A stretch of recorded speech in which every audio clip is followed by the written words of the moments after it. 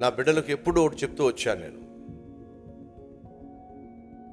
యవ్వన ప్రాయము అనేది ఖచ్చితంగా తొట్టిల్లేటటువంటి సమయం. సతీష్ కుమార్ గారు పిల్లలు కనుక వాళ్ళు అస్సలు తప్పు చేయరు, వాళ్ళు బుద్ధిమంతులు, వాళ్ళు పొరపాట్లు చేయరు అని అనుకుంటే అది మన పొరపాటు. అది బైబిల్ సెలవిస్తుంది, యవ్వనస్తులు తప్పక తొట్టిల్లుదురు. తల్లులు తండ్రులు దయచేసి వినండి, మన పిల్లలు తప్పు చేయకూడదు తప్పు చేయకూడదు తప్పు చేయకూడదు అని మనం ఆశపడతాం. కానీ వినండి, వాళ్ళు తప్పు చేస్తేనే తెలుసుకుంటారు ఆ తప్పు యొక్క పర్యవసానం ఏమిటో అర్థం చేసుకో. ఉదాహరణ చెప్తా. చిన్నప్పుడు మీ పిల్లలకి చెప్తారు, ఒరేయ్ ఆ క్యాండిల్ జోలికి వెళ్ళొద్దురా, ఆ క్యాండిల్ జోలికి వెళ్ళొద్దురా. మీరు క్యాండిల్ వెలిగించారనుకోండి, వాడు ఆడికి వెళ్ళి దాన్ని చేపెట్టే ప్రయత్నం చేస్తాడు. వెంటనే మీరు లాగేసుకుంటారు, రే కలిపోద్దురా అని చెప్పి చేయి లాగేస్తారు. మళ్ళీ ఎప్పుడైనా క్యాండిల్ వెలిగించాల్సి వస్తే, మీరు క్యాండిల్ వెలిగించిన, దీపం వెలిగించిన చిన్నపిల్లడు పాక్కుంటూ చేస్తాడు, దాన్ని టచ్ చేసే ప్రయత్నం చేస్తాడు. చిన్నపిల్లల తత్వం ఏంటి తెలుసా? నోట్లోనన్నా పెట్టుకుంటారు, చేత్తోనైనా టచ్ చేస్తారు. ఎందుకని? అదేమిటో తెలియాలి అని అంటే రెండు మార్గాలు. ఒకటి నోట్లో పెట్టుకొని వాళ్ళు పరీక్షిస్తారు, లేదా తన చేత్తో స్పర్శించి పరీక్షిస్తారు. అది వారి విధానం, దేవుని సృష్టి. వాడు పాకుండు దీపం దగ్గరికి వెళ్తున్నప్పుడు తండ్రిగా పరుగును వచ్చి వాడిని ఆపే ప్రయత్నం చేస్తారు. వాడు ఎప్పుడు అక్కడికి వెళ్ళినా సరే ఆపుతూనే ఉంటారు. వాడు కొంచెం ఊహ తెలిసినట్లయితే చెప్తారు, అరే క్యాండిల్ జోలికి వెళ్ళొద్దురా, కాలుతుందిరా అని చెప్పండి. వాడు వెండు. ఎన్నిసార్లు వాడు క్యాండిల్ జోలికి వెళ్తున్నప్పుడు, దీపం జోలికి వెళ్తున్నప్పుడు మీరు పరుగున వెళ్ళి లాగేస్తారో వాడు వెండో. మీరెవరూ లేని సమయంలో జాగ్రత్తగా పాక్కుంటూ వెళ్ళి క్యాండిల్ మీద చేయేస్తాడు. ఏమేం చెప్పండి, కాలింది. ఇంకా ఆ రోజు నుంచి మీరు చెప్పాల్సిన అవసరం లేదండి. చెప్పాల్సిన అవసరం ఉందా? ఎందుకని? వాడు చేతులు కాలినప్పుడు తెలిసింది దాని యొక్క పర్యవసానం ఏమిటో.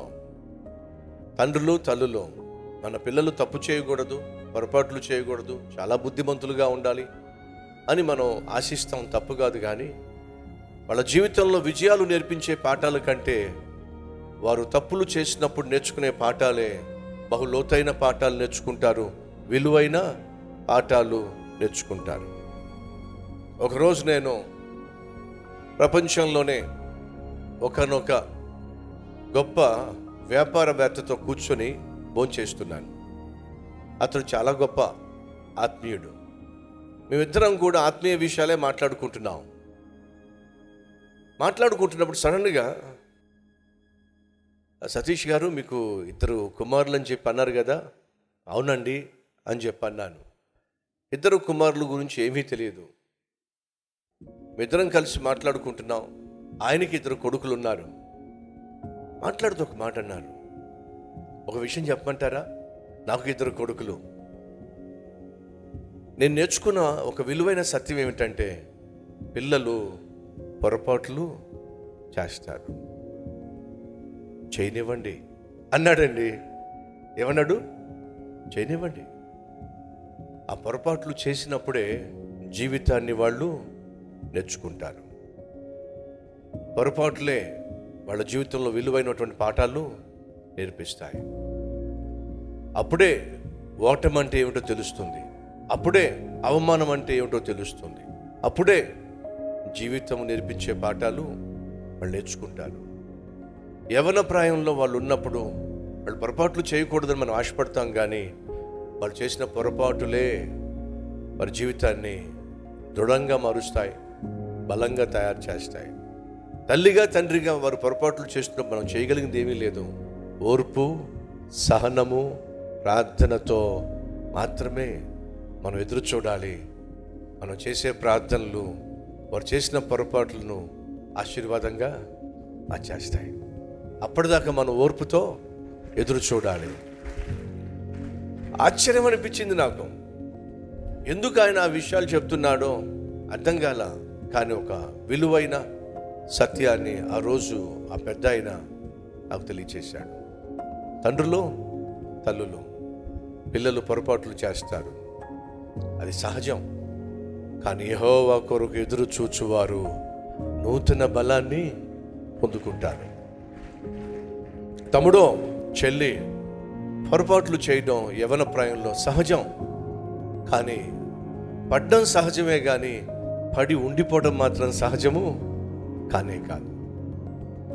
జీవితంలో విజయం సాధించేవాడు ఎవడు అనంటే పడనివాడు కాదు, పడిన ప్రతిసారి లేచి ముందుకు సాగేవాడే జీవితంలో విజయం సాధించేవాడు.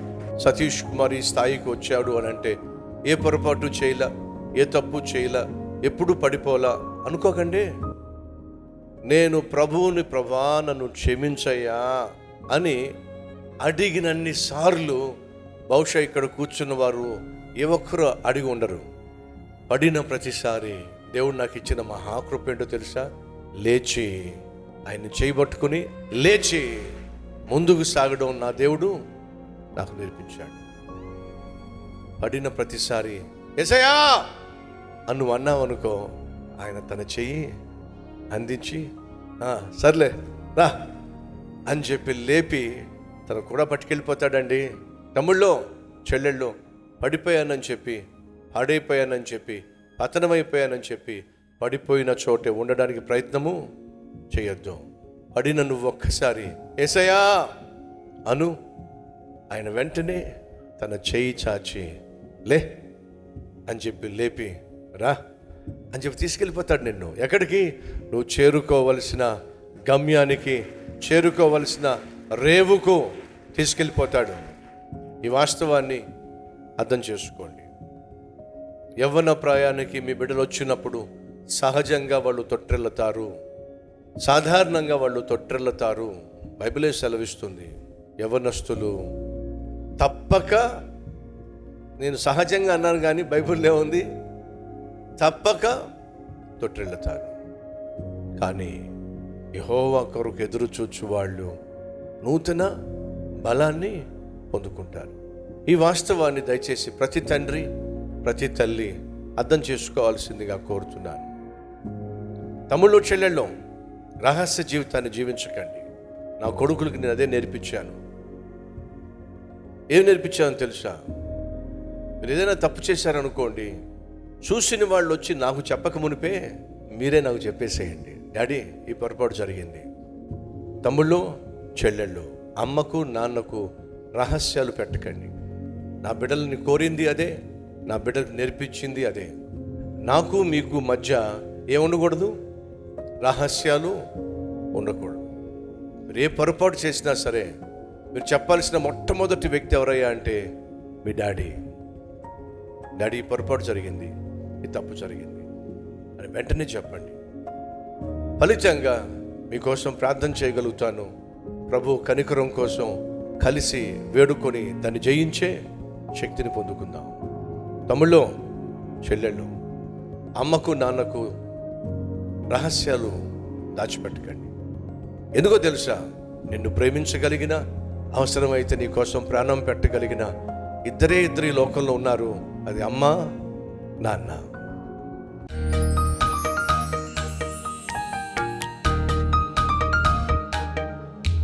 మహాపరిశుద్ధుడు అయిన ప్రేమ కలిగిన తండ్రి, అడుగుడి మీకు ఇవ్వబడునని సెలవిచ్చావు. అడగకుండా మేము వెతికితే మాకు దొరకదు, అడగకుండా మేము తట్టితే తెరవబడవు. మేము 4 గోడల మధ్య మోకాళ్ళ మీద పడి అడగాలి, అప్పుడే నువ్వు మాకు ఇస్తావు. నువ్వు ఇస్తేనే బయట తలుపులు తెరవబడతాయి. నువ్వు 4 గోడల మధ్య ఇస్తేనే బయట జవాబులు దొరుకుతాయి. మాకున్న ప్రతి అవసరాన్ని 4 గోడల మధ్య దాచిపెట్టావు, సమాధానాన్ని. ఇది ఒక అద్భుతమైన వాస్తవం, ఇది బహుశ్రేష్టమైన సత్యం. 4 గోడల మధ్య మోకాళ్ళపై విజయము సాధించే జీవితం మాకు దయచేయండి అయ్యా. అక్కడ మేము నీ సన్నిధిలో విజయము సాధించకపోతే ఎక్కడా కూడా మేము విజయం సాధించలేము. నిన్ను మెప్పించకపోతే, నిన్ను ఒప్పించకపోతే, నీ సెలవు ఇవ్వకపోతే మాకు ఎక్కడా జవాబు రాదయ్యా. రక్షకా, మమ్మల్ని అందరినీ మీ చేతికి అప్పగిస్తున్నాం. మా ప్రాణ ఆత్మ శరీరాల్లో ఉన్న ప్రతి అవసరాన్ని నీ సమృద్ధిలో తీర్చండి అయ్యా. యేసు నామం పేరిట వేడుకుంటున్నాము తండ్రి, ఆమేన్.